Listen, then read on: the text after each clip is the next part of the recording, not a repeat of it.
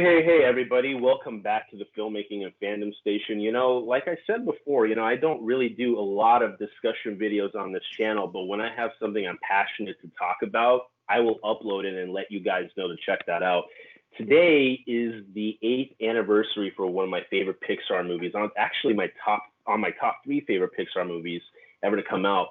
It's the 8th anniversary of Brave today, and I really wanted to talk about this movie for a while. I've been, scheduling in my mind, how am I going to do this? Am I going to do separate videos talking about it, one giant video? And then I'm like, I got to do one for the anniversary because it just makes sense, celebrating the movie coming out. And, there's so much to talk about that I've always wanted to talk about. But I feel like this discussion is not meant for one person because I feel like fans should be talking about this. So I have a very special guest on the channel today. You can check her out at Disney Daily on YouTube. Hey, how's it going? Hi, it's good. Thanks for having me.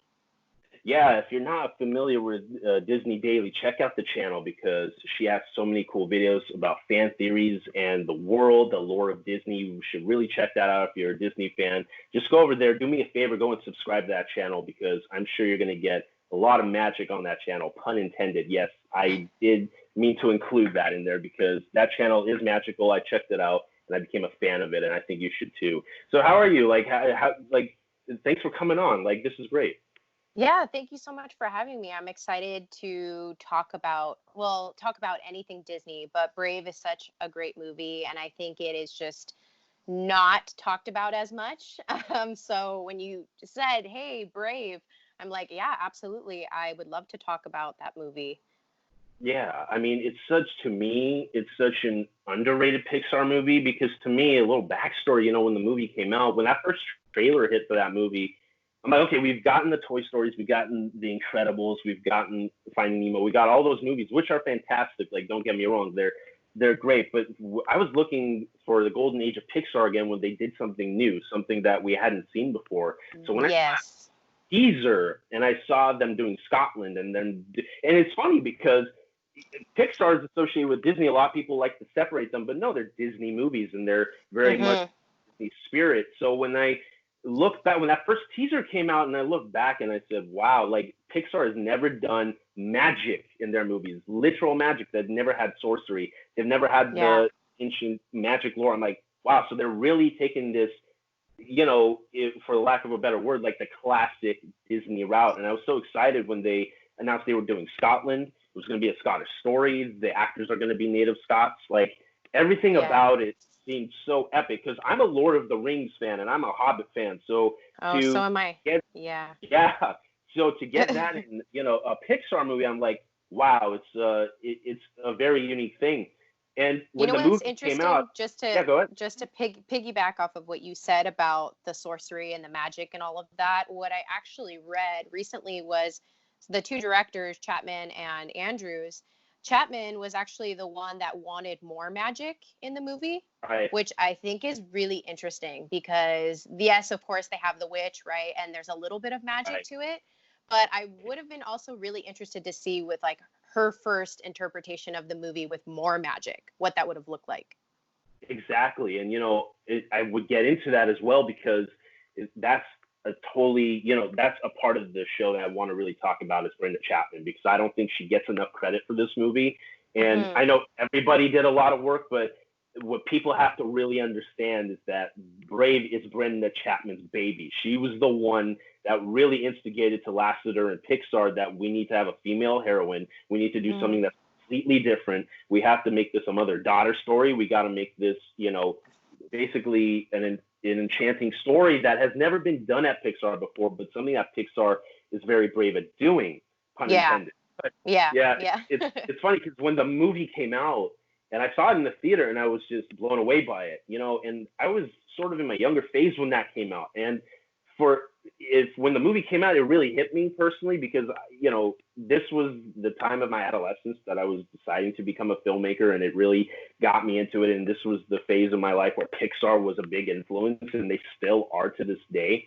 And when the movie kind of came out and left, it hit this residual mark on me where it left me for a while. Like I wasn't watching it because there were so many other movies coming out, so many new Pixar movies coming out. But recently, it just hit me again, and it hit me, and it made me realize why I loved it so much, because I think still to this day, I mean, yes, we got Inside Out, we got Coco, which is fantastic, and we got Soul coming out, but like amongst all those movies, I think it's still the most original. I think there's so many deep layers to that movie that people don't talk about so much, you know, because I mean, how do you feel about it? Like what do you remember like seeing it when it first came out?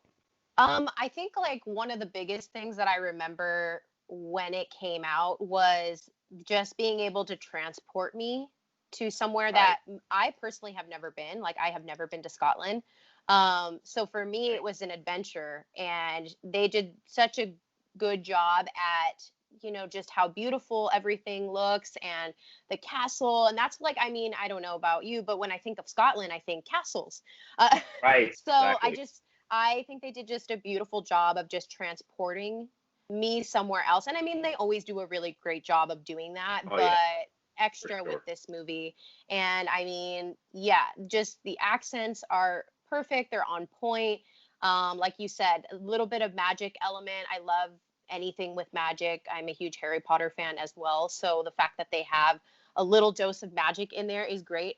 And yeah, and soundtrack, everything's great. Right. Everything's great, and you know, and I still experience this to this day when I watch it, where you know, the first 5 minutes you're like, okay, it's a Pixar movie because they introduced that. 10 minutes Hmm. in, you forget you're watching a Pixar movie because it's so different. You know, the It only thing that is. signature Pixar is the animation, but even that is Yes. transcendent of what they've done before, because you've never seen simulation of water, hair, clothing like that before. It was a very monumental achievement when it came to like everybody talks about it, so I might as well bring up Merida's hair was such a monumental CGI achievement because Yeah. nobody had ever done that before, you know? Yeah. So Yeah. yeah, and you had a Disney heroine at Pixar, which to a lot of people, you know, I hate to bring it up, but a lot of people nowadays, have different opinions on the female heroine. But to me, none of that applied here because to me, she was just a character that even guys related to. You know what I mean? Yeah. It was Yeah. it it didn't discriminate one gender or the other. I think Merida is a symbol for both, and I've said it before, and I'll say it again. She's probably the top tier Disney princess on that level to me because it spoke to me. It not because of the issues, but more so of the journey of self The discovery. journey. Absolutely. That's what really Absolutely. matters. Well, and for me, Merida, she was one of those princesses that was more relatable because she Yeah. was, you know what I mean? She was quirky. She was kind of odd. She wasn't so Ultimate rep. polite. Yeah. Yeah, she was like a human being. And the only other one, and I love Belle, but she's very proper in her own ways. But like Rapunzel is also that quirky character. So is Princess Anna. So they've gotten obviously they've kind of gone that route with the different princesses, but they're just so much more personable because you can see yourselves in them and be like, oh, you know what? They make mistakes.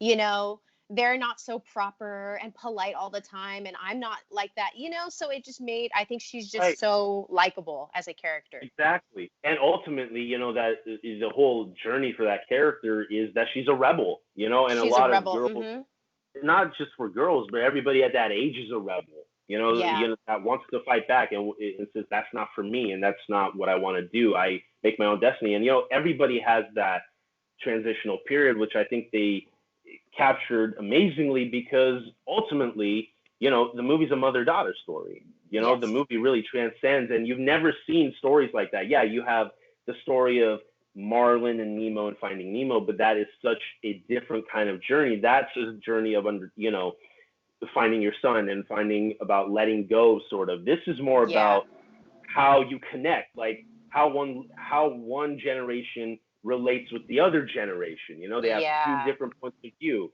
because one Absolutely. of the because I will bring it up. I think the scene that gets me the most in the movie is when Merida has to do what her mother always does. When they're trying to sneak through the castle and when her mom's the bear, and when she does Yeah. the speech for all, yeah, it's so Yeah. good because Absolutely. that's the coming out moment essentially of like understanding how tough her mom's job is, but then to see, because her mom can't speak and she for once has to be quiet, right? Yeah. So when she's watching her daughter do that and finally gives her the approval of like, okay, I can see you're not ready for this. It's okay. I was just being a little too hard on you. It's, Yeah. and understanding that she has everything in her that her mother has, but it's not something to be rushed. You know Yeah. what I mean? Yeah. Exactly. But also that it also showed that Merida was always listening to her mother, Right. although like Right. in the beginning, how it looks like she's tuning everything out and she's taking everything as a Right. joke and she just thinks Right. everything is ridiculous. But it goes to Right. show you that she was always listening to her mom. And that kind of, resonates with me. I'm always listening to my parents. I'm always listening to what they have to say. And although they may think I disregard everything that they have to say, Right. I am always listening and I'm taking what they say and I'm putting that in my own life and using that to go through my own life. Exactly, because I don't think that the lessons that if Merida hadn't listened to the lessons her mother taught her, she would never be able to go on this journey and fulfill the destiny that was thrust upon her, And I think when her mom tells the story of the four, the four brothers and the king, and legends are lessons that we pass down to learn from our mistakes, kind of thing, and it's like. Yeah. There's so much of that in that movie where it's like people miss that. And I don't blame them for missing that because it's in there if you want to notice it. But at the central core, it's a mother-daughter story. But what's so interesting is when we were talking off mic yesterday, I had a different perspective on the movie. And I know you're a huge fan of, Disney theories and combining the universe, as am I, and as you get older, the genius of Pixar is when you get older, the different themes that they sprinkle in don't resonate at a certain point, but when you reach that age, they start to resonate. You know what I mean? Yeah, absolutely. Like when you're a kid, you resonate with Merida, and when you go through adolescence, you can relate to Merida, but when you're an adult, you know where Eleanor's coming from. You know what I mean? So you have that both. Yeah. So to me, like when we were talking off mic yesterday, watching this movie a couple of times, as of late, it got me, because even Brenda Chapman said there's so much lore that we would have explored, but in a 90-minute movie, it's quite impossible. It's to cram all that in there. But ultimately, to me, it is a mother-daughter story. But underneath all of that, to me, in my perspective, it's really about an ancestor that is calling to her descendant to save him. And what I mean by that is that if on the Blu-ray you watch the short, The Legend of Mordu, and then they really go into the backstory of why, the prince betrayed the brothers, and, they all had a title, and his title was strength. And he felt like because of his title, he was above and transcended everybody else's gifts, and he wanted to rule the kingdom for himself.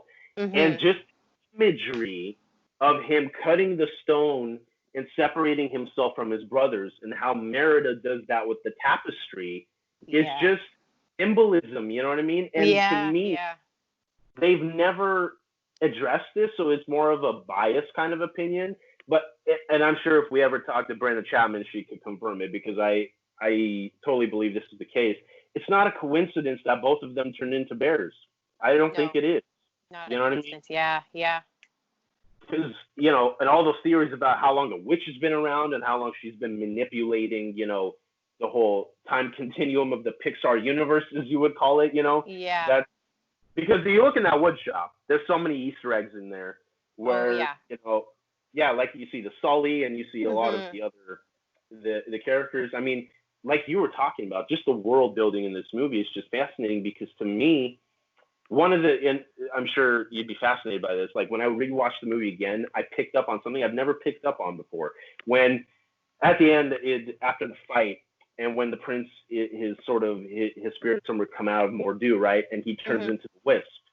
I had no idea. Like, I had missed, this is such a small thing, but when the other clans are leaving Dumbroke and you see the wisp behind the stone, sort of seeing them off, and when you realize that the prince turned into the wisp, and when you rewatch the movie, right, and Merida first, Angus throws Merida off, and when she's running away, she appears in that circular stone structure, and all the wisps.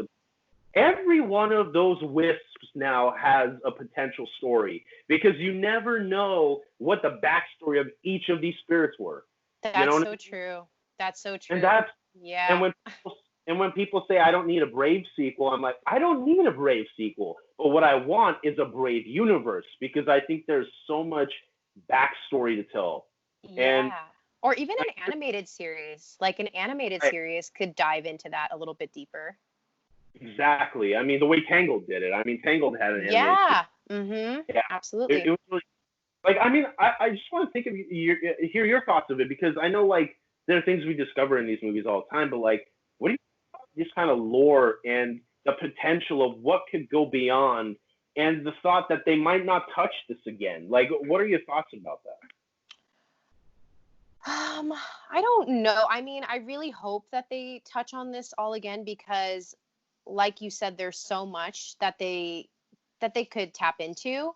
And so I don't know. I always remain hopeful that they're going to have some type of TV series or some type of prequel because I've noticed that they kind of have that theme going on where they're bringing back, like you referred to the Tangled series, because they realize that, you know, there is a market for that. There are people who want to know more about this story and really want to dive into it deeper. And for me, for instance, I love Disney villains. So they have tapped into that market now of giving Disney villains a platform. And like Maleficent was the one that kind of kicked, you know, like started that whole Right, chain right. reaction. And now we're starting to get like now they're doing Cruella de Vil. That's in the works. So we're Great, getting by the way. these. When you cast Emma Stone, that's going to be great. Like, I'm really looking forward to that. That's Yeah, going to be and I think it's great that they're kind of allowing these characters to have their moments. And so, yeah, I think it would be great if they, I mean, we know a lot about Merida just from the film, but maybe some of the other characters and, you know, the background on all of that. right. So, It's interesting that you bring that up because I was watching it and look, I can't confirm if this is real because there wasn't a real source behind it, but based on the evidence that we have of that Mordu short and what we've heard of the story, I was watching this video online. I wish I could give them credit because I don't even remember. It was just a random video. I can't even remember where it was. If I find mhm. it, I will link it in the description for people to look at this. But they were talking about and what's the substantial evidence that there were three clans that visited Broke to have, for their sons to pledge themselves to Merida and hand a marriage, right? Because Mhm. the whole archery games and all that. Yeah. So Mordu had three brothers, Yeah. there were three brothers, and they were talking about how the clans that visit Broke, each one of them is a descendant from one of those brothers, and how Oh, yeah, interesting. yeah, and it's fascinating because they talk about how the movie, like Merida's introductory monologue, is about fate and destiny, about that you make your own destiny, but fate sometimes comes around and swoops, your Yeah. your Takes you in a your different journey direction, away, maybe. right, Yeah. in a different direction, and that's why I feel like the movie is really, in the midst of the mother-daughter story, I really feel like the movie is about Mordu, the bear slash prince, calling to Merida, which could most likely be his descendant to save him. Because, we know in the movie, they talk about in the movie that if you're lasted in your bear form for a while, you cannot turn back. Like Yes. that's why Merida cries at the end of the movie because her mom is Mhm. succumbing to that exact fate. And it's because that bond is mended that they were able to return Eleanor into her human state. But because Mhm. more who had lived his entire life of selfishness and vengeance, and he was cast out because of Mhm. Fergus and everybody that fought him years later. He never had that chance to mend it. And it's Yeah. when you watch the movie again, I implore you to really check this out because Merida and him have a glance, and it's not an accident. I really feel like it's sort of like, and he nods to her, basically thanking Yeah. her for Yeah. saving his life and saving his, ultimate destiny. So I think there's He so much. finally found peace. Right, right. And I Yeah. think that the whole thing about the clan showing up, I think it was all part of the plan, because you notice why and it's another interesting thing that I saw. He didn't when he was fighting Eleanor at the end, amongst the stone architecture, he didn't want to take any of them out. It was a Yeah. battle between him and Merida exclusively, pretty much, if you want to say. He only took out people that came to her aid. So, and it's funny So, that I can I think, ask you something because of this for sure, that you just? for sure, So then, what is your explanation for him taking Fergus's leg in the beginning? as vengeance, because he came to his Okay. daughter's aid. He came to his daughter's Okay. aid. There is, because fate and destiny, right? So like when you have young Merida during her birthday being whisked away by the wisps again, Mhm. like they Mhm. only called her. And we don't know because there's so many other stories that they can come up with. But Yeah, that's true. to me, it's not a coincidence that she's the only character that they appear to. You know what I mean? Yeah. And Yeah. they even have that shot when she's following them as a child, and you hear this, the grunts of the bear looking through the bushes. You know what I mean? Mhm. So Mhm. to Yeah. me, it's a perspective thing. But to me, I don't think he was ever out to harm her. I think because he's a bear, he can't communicate. He appears vengeful, and he appears violent. But I think Yeah. he was just trying to explain himself, like, look, you've got to come with me. You've got to help me, because if you don't help me, we're all doomed. You know what I Well, mean? and And they also hint at that because they do it with Eleanor, but that they go in and out of these states of being a bear and then like being a human inside of bear. You know what I'm saying? right, Where they like have their like actual, yeah, Eleanor, yeah, she had those moments of like she was going into rage like an actual bear might do, right, and then she would like right, pull herself out of it. So perhaps Mordew was doing the same, and that he would have moments of obviously because he's in a bear's body, he would have right. moments of being like a bear, but then would pull back and realize, okay, this isn't really me. This is not, who I really am. Yeah, and I know I've talked to some people about that, and they're like, okay, then how come he attacks people? Because to me, like I said in the beginning, when Merida's young during her birthday, I don't think he was again. I don't think he was ever out to harm her, and the violence only occurs, if you notice, when Fergus intervenes and when they inflict the fight on him. You know That's what I true. Yeah, that's true. mean? The teaser, like I suggest you watch the teaser again when Kelly McDonald's doing the monologue, and how Merida again pulls off the hood. She's in the stone architecture, and Mordew appears, and he's just walking upright. But as soon as she pulls the bow and arrow, he goes into attack mode. So I think it's more of a defense mechanism rather than a pure, rage. You know what I mean? Yeah, yeah, I agree. So Yeah. they say in the movie, they actually say that once you turn into what your new form is, you can't go back. You can't come Mhm. back from it. Then how Mhm. come then if that's the case, then how come was he able to acknowledge her for saving him? You know what I mean? Like Yeah. it doesn't make sense. Like that consciousness was always there in that Yeah. idea. You know what I mean? So Yeah. and to me, that's why I feel like there's so much more to this universe because, like I said, and you've mentioned Harry Potter because Harry Potter is full of that. Harry Mhm. Potter, full of that universe that they're so expansive, and there's only so much they can do from the books into the movies. And if you read the books, there's so much more grandiose kind of mythology. Just like with Tolkien, he writes the appendices of what Yeah. Gandalf was up to during the events of The Hobbit. There's so Yeah. much more that could be done with this franchise, I believe, because like I Yeah. said, every one of those wisps to me now has a story, and who Yeah. knows if any of those wisps are any of the brothers? You Yeah. don't know. That's Yeah. the thing. Yeah. It's yeah. I mean, if to me, I don't know about you, but I would love to see a prequel to all this. Like, how do you feel about that? I would absolutely love to. I actually, I made a video on this and I just want to share it. So I have this theory that, and this is my own personal theory Oh, for that's sure. Yeah. come from my own brain, um, Of course. but that this new movie Soul, and I just want to bring up the Pixar theory because I think it's great and I love it and I love the I love it too. idea. For I those of love you it too. who don't Talking know, Pixar. Yeah, exactly.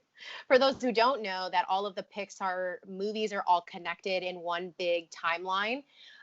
So not that they're going on at the same time, but they're right. Some like Monsters Inc. is supposedly like at the end of the timeline. Um, But my prediction is that this new movie Soul will actually tie in all of the movies together. And my belief was that the wisps weren't actually wisps, they were actually souls, and maybe lost souls, or souls that maybe just hadn't passed yet, or maybe were sent Right. down. Because I don't know if you've seen the commercial for Soul, but they call it the Great Before, is where the souls Right. actually live and where they get their, attributes and characteristics and whatnot, and then they get sent to Earth to Exactly. to be inside of someone's body and be a part of Right. them. So my whole like theory was that Soul is going to be the one to tie all of the movies together, and that all of the animals and creatures in all of the Pixar movies actually have their own soul, which is why Woody is able to be alive. It's not that, and Right. I've read, and I think this came from John Negroni, that that Woody is alive because of the love that Andy has for Woody, and that like Right. somehow fuels Woody. But I think it's more deeper than that. I think it's that each one of these characters has their own soul.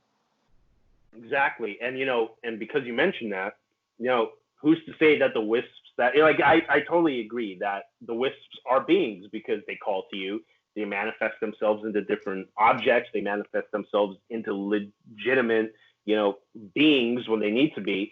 Mm-hmm. And who's to say, like, and your theory is amazing, by the way. Like, I cannot believe I haven't even thought about that because, you know, who's to say those wisps in Brave are not other Pixar characters? You Yeah, know what I or mean? souls, just like a soul of somebody who, like I said, maybe they didn't find who they were supposed to, what body they were supposed to inhabit, Right. or like they just haven't passed on yet. Like obviously we see Mordu's, we can call it his wisp, but maybe it was his soul that finally passed over and went somewhere Right. else, and now he's at peace. Right, exactly, and that's exactly how that's entirely how that movie ends. Is the bear is gone and he's gone. He turns into the wisp. He's no longer Yeah, the. You know what I mean? But that's yeah, what that's what's fascinating is that each one of those wisps that make that trail, each one of them has a backstory now. You can't yeah, look at that and say, oh, it's a coincidence. It's not. yeah. It's not. Why are Yeah, exactly? And for me, if I want to share my theory real quick, yeah. the to me, I've always thought that not only could they be individual souls, if you would call it, like you did. Mm-hmm. What if all of the other wisps that are leading her to her fate are the either part of each one of the brothers' clans or the fallen soldiers that Mordu had attacked? You Yeah, never know. We don't know these things, and that's why I think the lore of Brave is so fascinating because this, to me, like as an adult now, and somebody who loves filmmaking and does it for a living, and somebody who like really gets into like we've talked about this on mic. I get very personal with these stories sometimes, mm-hmm. and Yeah, when you and I'm sure you're the same way. And when you attach to a story, you want to learn more about it because I refuse yes. to believe that this is the only thing they would have put out. Because I've talked to a source, I won't name him, but I've talked to a source that told me that yeah, Brave was supposed to be much more expansive, and I believe it because there's Mm-hmm. so many things that are in that movie. Like if you don't want to notice them, you don't have to. You can just, but if you want to notice them, they're there. And I Yeah. do, and you bring up Brenda Chapman, and I think this segues perfectly into that because and not to downgrade Mark Andrews, who did a fantastic job on the movie. It's a team effort. Everybody on that crew, everybody on that cast did a phenomenal job. But like Absolutely. this is Brenda Chapman's baby, and there's no. And I say that not out of disrespect. I say that because if you watch the interviews and if you watch the behind the scenes, there's so much passion. Like the mother daughter story came from her experiences with her own daughter, and Yeah. and how she wanted to manifest that into a story and for the screen, and how she talks about the fate and the destiny. The Blu-ray has so many good bonus features that I don't think the marketing had really touched because I Mm-hmm. don't think a lot of people are aware how different this story was at one point. Like I Yeah. believe that this story at one point wasn't even going to feature the mother-daughter story. I feel like at some point this was going to be the story about ancestors. You know what I mean? Yeah, But that's true. because that's so different, you can do this in a prequel. And boy, like I hope they do because like there's so much to expand on this universe. And like you Yeah. said, And I believe it too. I 100% believe in the Pixar theory, how everything is connected. And, for me, it's like beyond Pixar, because we know that Pixar actually connects to the Disney animation universe. I mean, we've seen Wreck-It Ralph, we've seen the scene with all of the princesses together, and I know a lot, which is fantastic, by the way. If you haven't seen that, like for you that are listening, that you haven't seen that, just check out that clip on its own. It's hysterical. But it's like people say, oh, that's a spin-off. They were doing those. I refuse to believe that too, because you know how many different rights issues you need to have to include Merida in that cast. Because I know people are like, yeah, it's Disney, but yes, it's also Pixar. Pixar owns a share of that, copyrighted characters and the world. So to combine them definitely makes me feel like that there's something bigger at the works. I know we've seen a lot of the casting, and I'm sure you've seen it as much as I have. Every D23 that happens, they ask all these voices of all the princesses, like, when are you going to make a movie where all of these characters are together in an Avengers-style movie? I'm like, there is no way in my lifetime that doesn't happen. Like, there's no way. If we're going to go on the financial side of things, there's so much money involved in that. Two, people have been like, I'm a part of a few Facebook groups that have to do with Disney, and I posted that in there. I'm not even exaggerating when I say in amounts of 30 minutes, I already got 100K likes on it, because people were like, we want to see this. We've been asking to see this, because these characters, and I've told you this before, like, sometimes these fictional characters are more human to human, because if you like, the word of make believe is to make me believe, and if you cannot make me believe in the characters, then you failed at your job. And what Disney is so brilliant as is taking these characters, making them so human that you relate with them. And this is why people want to see these characters. It's not because of the lore. It's not because they look cool. It's because it means something to them. Yeah. Like, absolutely. I know it means like it means something to you, and I mean, I would love you to share that, because your entire channel is based on that. Yeah, well, and that's why I made the channel, was because it's these Disney films and these Disney characters are not just for children. Like, of course they're for children. Like, no one's arguing that they're not. At the end of the day, that's the sole purpose. But adults enjoy this just as much. And I think, as you go through life and you go through things that are really tough, you do look to put on your favorite Disney movie or your favorite Disney show, or go to the Disney parks and visit your favorite character, because it just makes you feel better. It helps you get through something in your life. And especially if you can relate to that character and you see yourself in that character. And so that's why I built my channel, was I wanted it to be an escape for people that are older but find a lot of joy in Disney and the Disney tales. So, and just to prove that it's not just for kids, and it is so much deeper, and there are so many layers to these characters. There's so many layers to these movies that, of course, on first watch, you might not realize, like you said, just using Brave on your first watch, you're not really going to maybe come away with as much, other than it is a mother-daughter story. But if you dive a little bit deeper, if you go back and watch that movie, then you will start to see all these other layers. And that's kind of what I intend to do with my channel, is talk about these characters in more depth, especially characters that may have not been neglected, but just maybe weren't the prime focus, like, obviously, I'm just going to use, because it's one of my favorites, but Beauty and the Beast, obviously Belle is one of the more focused characters, but what about Maurice? What about Lumiere? What about, and you know what I mean? They all support the story, but we don't get so much backstory on all of them. Exactly. And it's how everyone, as a filmmaker myself, the thing I talk about on this channel a lot is about how every character influences the other. You know what I mean? Like, like people talk about in, interviews and stuff about acting, like more than half of acting is, listening. And if it's not there, then you're going to have a hard time really responding to it. Yeah. You know? Yeah. So I think, to me, the characters really manifest themselves when they have somebody to play off of. Yeah, absolutely. Yeah. Yeah. Yeah, I mean, and like you said about Pixar, like it's about the difference between, the different age ranges that they capture. And I'll make a perfect example, because a lot of people haven't made this comparison, which I think is quite fascinating, but I want to hear your thoughts about it because it's in the Pixar universe. So like The Incredibles, right? Incredibles is on my top 5 Pixar movies of all time. The first Incredibles is amazing. Nobody could dispute that. This is why that movie, like Brave, works on so many levels, because at first glance, the first experience, the first promo, it's a superhero movie. Kids love superheroes. They love to go see those characters. They love to see them do the swashbuckling, save the world kind of, mission, right?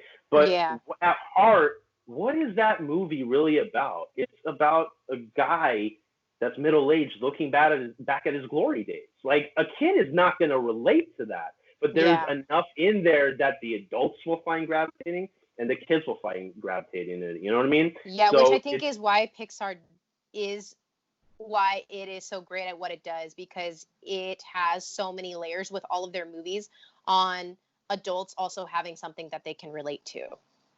Exactly. And that's why, to me, at least, when people say, and I'm sure you get this too, and I refuse to believe it. When people say the classic Disney movies don't hold up, to me that's just a fallacy, because like, why do they hold up? Yeah, they're spectacular. Yeah, the animation is incredible. Yeah, they're transcendent of time because they're classics, but they don't become classics if people don't relate to them. You know what I mean? Yeah, that's true. That's true. Like Beauty and the Beast must have related to you as a kid and now an adult because the themes are timeless. You know what I mean? Yeah. The themes transcend the movies. The themes transcend the content because they're so relatable. So if I could, I would like to. Yeah, go ahead. I would like to share the movie that I related to the most, just because we are talking about Pixar. And so it's a reason why I intro my videos with "Hey, howdy, hey." Is Woody is one of my favorite all-time characters, and I related to Woody because in Toy Story, the original, he goes through this moment of, I am not the focus anymore. I am not like the only child anymore. And I went through that because I was the older child, and my brother came along 3 years later.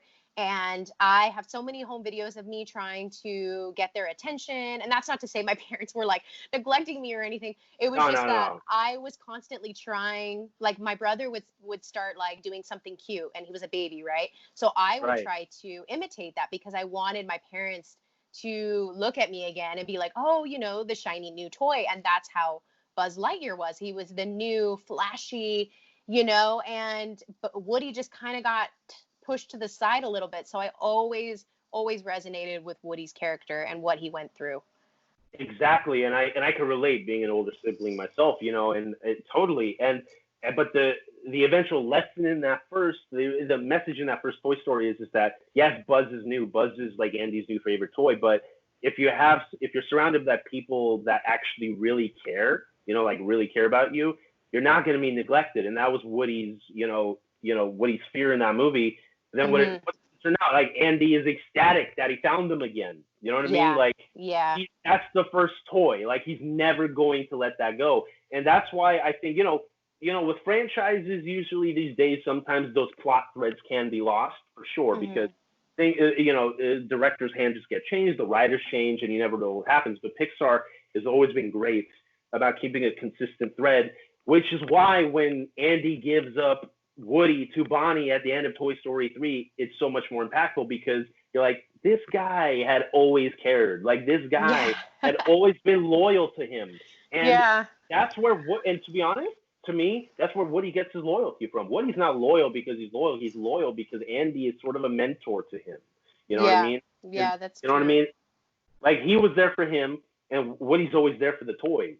He's always there for the other characters. And Buzz is sort of like the conscience, if you will, to be like, don't give up. You cannot change that. Like, things happen, but we got to stick together, and it's that kind of thing. So to Yeah. see all of the Pixar movies, like you said, even the Disney movies, like really combine those universal themes. That's why, you know, that's why you cry at the first 10 minutes of Up, because it's Up is like Yeah. Up is for kids, but like it's so human. Like, you know what I mean? Like I Yeah. said to you off mic yesterday, like these characters sometimes transcend more human than human because Yeah. they have that much soul into them. Where it's like Yeah. you can't dispute that, and it's weird because I know I have friends who are like, I'll never cry at a Pixar movie, and then like 10 minutes, and they're like, "You made me do that." And I'm like, "No, I Oh, didn't. They did." I Like think they, I've cried on almost all of them. I think oh like yeah, each one of them has had a moment where I was like, oh my gosh, what? yeah, Just it's like weird, bawling my and eyes out. exactly because to me, I've been doing this for a while, and to me, like I look, and I'm not gonna say it's entirely a good thing, but I guess it's how you grow up and it's how you evolve. To me, like with most things in movies, like because I know how they're made now, like a lot of things to me emotionally in movies can be desensitizing, not as in the sense like I don't feel it inside, but like physically, like I might not cry as much as other people do. But like Yeah. Pixar knows how to twist your heart and they get you. Yeah. Like Yeah. they do. You know what I mean? Like it, Absolutely. and with the music, you mentioned the Patrick Doyle score in Brave, and that's another one I wanted to mention too. Is that how good is that duet between Eleanor and young Merida? Because they reprised that at the end during the Bond is Mended scene. You know what I mean? Yeah. Yeah. I don't Yeah. think that scene gets emotional if you don't reprise that theme. Like, what are your thoughts on the Brave score? Because I think it's one of their best, to be honest. I do too. I completely agree. I completely agree. It's one of those things that transported me. And if it wasn't there and it wasn't made the way it was made, it, and that's just, I mean, music in general, it adds so much more to the movie and it takes you somewhere else. And, that's why I think everybody always knows, John Williams's music. It's like that anytime you hear one of his songs, it's like instantly, that character comes to mind or that scene comes to mind and it just takes you to another place. And that's why, obviously I love Disney and I love Disney movies and I love Disney music because it just transports me to another world. Yeah, and like I've said before on this channel, like before I even knew what filmmaking was, like film score and orchestral music were my favorite kind of music because they touched you in a certain way that a lot of like I don't want to put other genres down because I'm a fan of a lot of music, but it's something for me. It's like film score has really gotten me into it because it was really an influence as a child because it gave me emotions without even seeing picture. You know what I Yeah. mean? Like, it Yeah, told me a story exactly. without seeing picture. Like I don't know about you, but like they're in the Disney family now. They've been in the Disney family for about almost a decade now. There's no way none of us get goosebumps when we hear Alan Silvestri's Avengers theme. Like, Yeah. we know what I mean? Like those are our heroes. You know what I mean? Like when you Yeah. walk through the Disney parks and you hear that theme playing, you get chills Yeah. because you're like, Yeah. those are my heroes. You know what I mean? Yeah. And Yeah. and you're totally right about that, about it transporting you because it's not just music. It's like it makes you feel like, oh yeah, the team is here, the team has your back. You know what I mean? Yeah. So it's Mhm. it's like that, and it's fascinating because you talk about soul. Like I cannot imagine what the music in Soul is going to be like. Oh my gosh, I'm Oh, so excited for that. and I'm a The huge, yeah. Go ahead. Sorry, go ahead. Oh no, I was like because I love jazz music, so I am so pumped to see what they're going to do with that. I was actually going to say, I was legitimately going to say the same thing. Like the fact that the entire movie is surrounded by the jazz, influence. Like Yeah. that's why I love Princess and the Frog so much because you got Randy Oh, I Newman. love, yes. Oh my Yeah, goodness. Yes. yeah, you got Randy Newman to do the classic New Orleans style of music, which he grew up on. So when they get all of these, classic, you know, themes, but contemporary at the same time, it Mhm. really works. And Yes. that's why, and that's why to me, I don't know how it is to you, but like that's why I think these movies, ultimately to wrap it all up, with celebrating Brave and all these Disney movies, and I'm glad we included all the other titles in here because without those titles, Brave wouldn't exist. Brave wouldn't exist if we didn't have the conglomeration of That's the history true. of what this is about. And that's why to me I celebrate Brave so much is because I know with in the right hands, Brave could either expand as a universe or it can inspire the next storyteller, maybe even me, maybe even my friends who are like us in the film business, maybe inspire us to tell stories like that. You know what I Yeah, mean? and just to add to just one more thing about Brave, since we are celebrating Brave, what I love about Brave is that they did bring in the mother daughter duo, and their struggles, because I feel like a lot of the times with Disney and Pixar, they had it with Nemo and Marlin. And they got a little bit more into the family stuff with Ian and Barley and Onward. But we don't really see like the parent and child dynamic play out a lot. And I love that they kind of got a little bit more personal with that. Right. Because like for me personally, like I was constantly like conflicting with my mom growing up when I was, my teenage years, those rebellious. So exactly how Merida is, that's exactly how I was. And so I'm glad that they tapped into that and made it a little bit more personal. Because sometimes, I mean, Disney and Pixar, they tend to like either, kill off a parent or or they're maybe Right. not around, or that is not the central focus of the movie. And granted, nor should it be the central focus of the movie. I'm just saying simply that in this particular movie, it was kind of cool to see a mother and daughter like dynamic play out. And that was kind of the major theme. Right. And, to bounce off of that, there's so many moments in this movie because I've talked to a lot of people, and about the movie and, celebrating it and, the month of the movie coming out and all that, and by the time you hear this, today is the exact day it came out 8 years ago.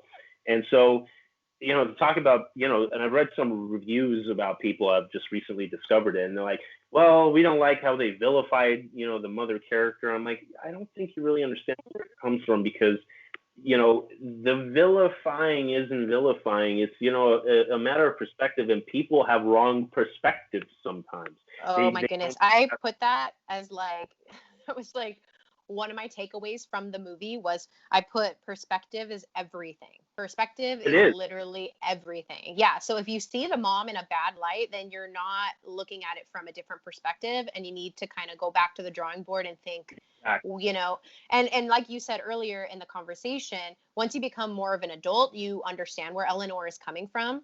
Right. So yeah, sorry, keep going. No, no, for sure. No, no, no, no. I love that input because, Jon Favreau, when he remade The Lion King, said the same thing. As a child, you relate to Simba, but as you get older, you relate to the lessons that Mufasa is actually teaching Simba. You know what I mean? Like they become Yeah. a lot more relatable. But that's what I want to talk about because I think that it's so interesting that you bring up that dynamic because, there's a great moment that I think really solidifies the entire movie. Like if we take the lore out, which we've talked about, and we focus on the mother-daughter story of Brave, there's one moment that I want to share that I think really just puts the movie in a nutshell, like is the central theme, is when after the archery competition, when they're having the argument in Merida's room, right? Mhm. And, Mhm. it's that struggle where it's like, she wants, Merida to follow the, the tradition, but at the same time, things are evolving. And there, I think with Eleanor's case, it's so blindsided about what's come before that she only wants best for Merida, but like sometimes the blindsiding takes it the wrong way. So when you fast forward in the movie and when you get to the scene where Merida's doing the speech, and then when Eleanor's like spectating her doing that, it's like, wow, like all the lessons I had taught my daughter actually paid off, but in her own way. You know what I mean? Yeah. Like, it's Yeah. like, I get why she rebels now because she gets where I'm coming from, but it doesn't have to be the exact same way. Yeah. And ultimately, that's what that movie is really about. It's about understanding one another instead of Yeah. just, pinning one against one another. You know what I mean? I also think it has to do with the like underlying theme that change has to happen within before things get better. Right. So, like Merida had to find it within herself to realize that her mom wasn't coming from a bad place. And her mom, same thing, had to realize that just because, Merida doesn't agree with what she's being taught doesn't mean that she's not listening. So that change comes from within first, which is also why, Merida's, seeking out to change her mother. That's ultimately why she goes to see the witch, is she wants to change her mom. But at the end of the day, you can't change people. The only thing that you can do is change yourself and the way you might see things or the way you might interpret something. And then that's kind of how you start to change your own reality.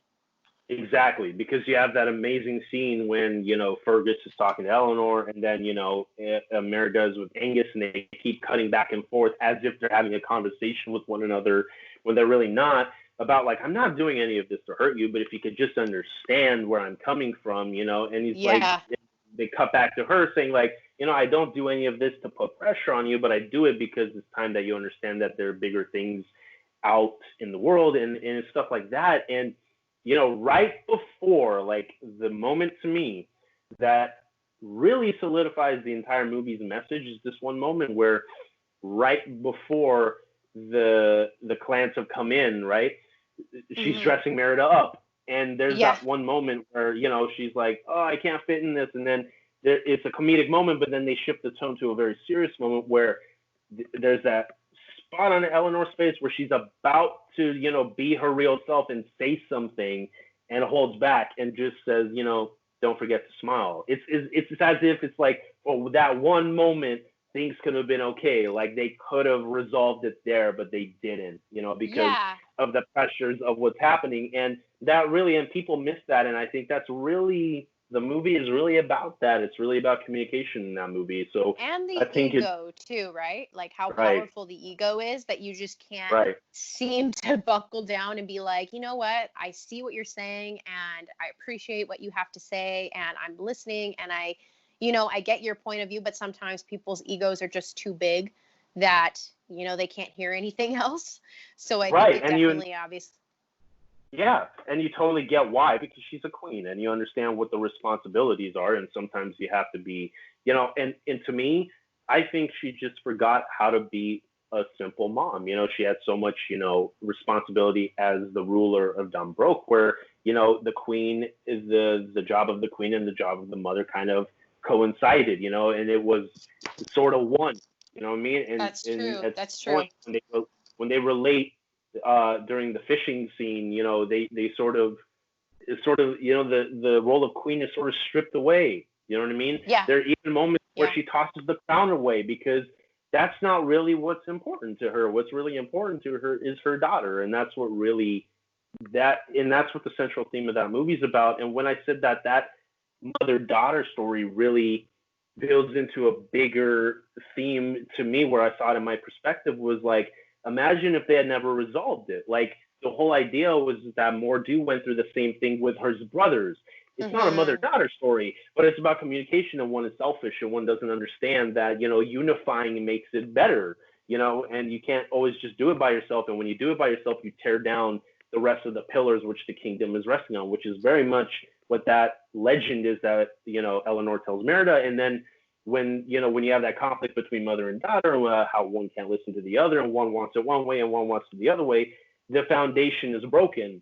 And, and fate had it that the same curse would happen again. It's just that Merida had enough strength in her to resolve it, as in Mor'du did not. And I think that's, if I have to connect the ancestor to the descendant, it's quite fascinating that the family is doomed to repeat itself if not learned and accept change, like you said. Yeah.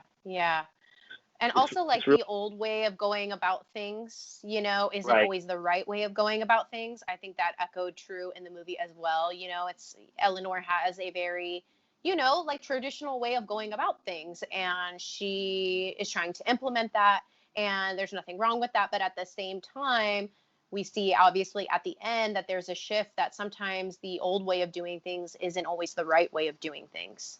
Exactly. And it's not even if it's right or wrong, it just evolves. Like, evolution it's going to happen. And you and I can both agree that, she has her mother in her, but she's really Fergus's daughter. Like, that's where whole personality comes from, you know what I mean? So it always makes me chuckle when, they're making fun of the archers that are going to place their marks. Like, it always makes me laugh. Oh, like, my gosh. Yeah.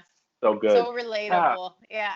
It's really, such flowing locks and all that. It's just so good. I mean, I think we, to touch on all that stuff, it's a great place to wrap it, because there's always so much stuff you can talk about in these kind of movies, and I think we've hit just every mark about what makes Brave so special to me, and it's special to you, and I'm sure a lot of you who are Brave fans who are listening to this anniversary special. I think I just implore you to go rewatch it. I think there's so many things in that movie that, you know, are discoverable. You rediscover it in a way, just like I have, and through this conversation, I'm sure you have. I'm sure all the fans would really appreciate to give this one a go because, like I said, if they announce an expansion of the universe, whether it's a prequel, a sequel, or a spinoff, I'd be so down. Like I'd be so excited to see that. Like Yeah. it's one of those things where I just recently bought the 4K Steelbook because of the movie because I only had it on Blu-ray and then I'm like got 4K now, so I got it amped the resolution. It looks so good. Like it's like rediscovering it in a new way. So yeah. It's such a triumph, and you know I want to thank everybody who was a part of that project, who made it possible. You know, Mark Andrews, Brenda Chapman, everybody at Pixar that manifested, who had the courage to do something different. And now we're getting more of that. And I think if anything besides the lore and the story, what Brave set in motion for Pixar is that a lot of new movies are coming out. We got Coco before, now we got Soul coming out. So vastly different. Yeah. You know, which the sequels are good and the prequels are good. I love my sequels and I love Monsters University. But what Pixar is great at is with these new stories and the new universes that combine into one larger universe. And that's what I'm really excited about. And I'm sure you are as well. Yeah, absolutely. Yeah. So, you know, thanks for being on. You know, what a great conversation, you know, to celebrate Brave and the conglomeration of Disney lore. And, you know, I just want to thank you for coming on and, you know, just having this conversation because I think, like you said, that's what you try to do on your channel. And I feel like a lot of people should really pour their passion into stuff they really talk about. You know, like I said before, like that's why, you know, I don't post these kind of videos every day or every week, but when I have something passionate to talk about, I will share it with everybody. So tell everybody where they can find you on YouTube because I am, again, like I said before, I hope everybody checks you out. Yeah, thank you so much. Well, thank you first and foremost for having me on and discussing Brave. And yeah, my YouTube, I mean, you can find me at Disney Daily.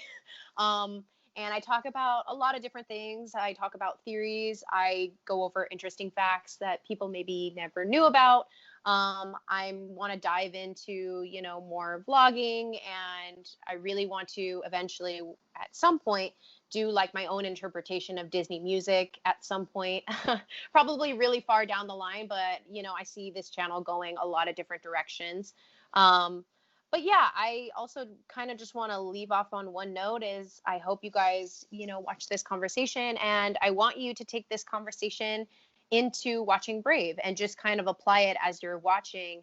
And I think you'll come out of that movie with so many different new thoughts and ideas and beliefs. And I think that's the beauty of watching a movie, you know, over and over and over again, is coming out with something new that you never knew before. Absolutely. I mean, that's the way I rediscovered the movie, you know, when, a couple of months ago when I really had the urge to watch it. So yeah, thanks for the conversation, and thank you guys for listening. And, you know, you guys can always find me on Twitter and Instagram at I'm a Film Editor. Keep it right here on this channel for more videos like this, more editing stuff, more IMAX projects. You guys are going to see a lot of that coming up. I'm sure you'll be looking forward to it. But for now, this is our conversation about the 8th anniversary of Brave. So until then, see you guys next time.